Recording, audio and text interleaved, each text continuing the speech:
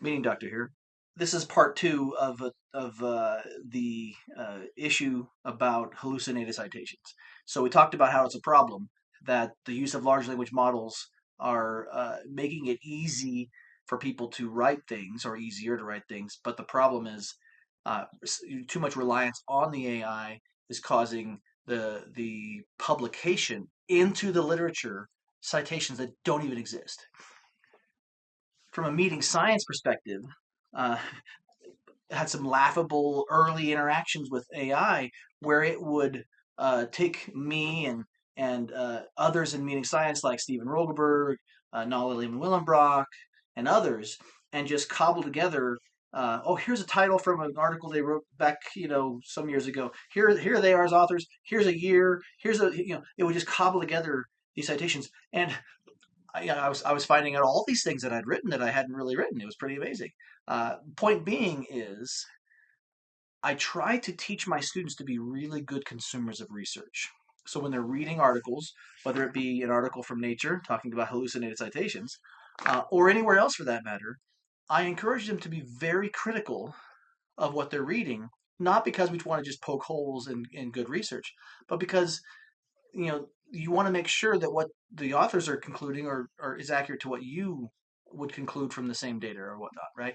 Well, it's now becoming even more important to be good consumers of research. So, as a meeting scientist, I have to be more, if I'm going to use AI at all, I have to be very careful, right?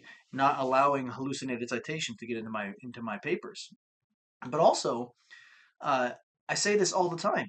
If you're going to do something, you should base it on the best knowledge you have. You should base it oftentimes in science. And so everything that I recommend in terms of meeting science is, and meeting practice and how to make meetings more effective is always based on the best science that I have either done myself or have my colleagues and friends and others who are meeting scientists have done. And that's really important.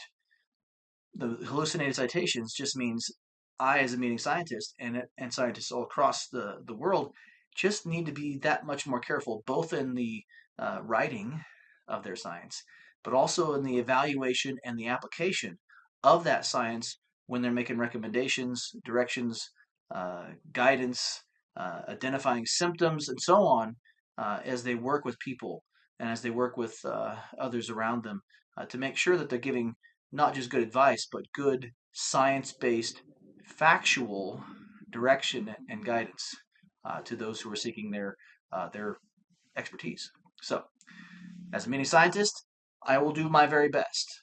I am by no means perfect.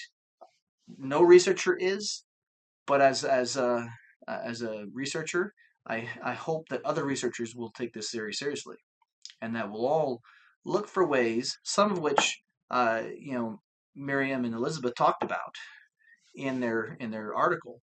We need to start embracing some of these potential solutions to the hallucinated citation problem to help legitimize our science in a situation where and in a world where it's easy to fabricate and to hallucinate things that are just not fact.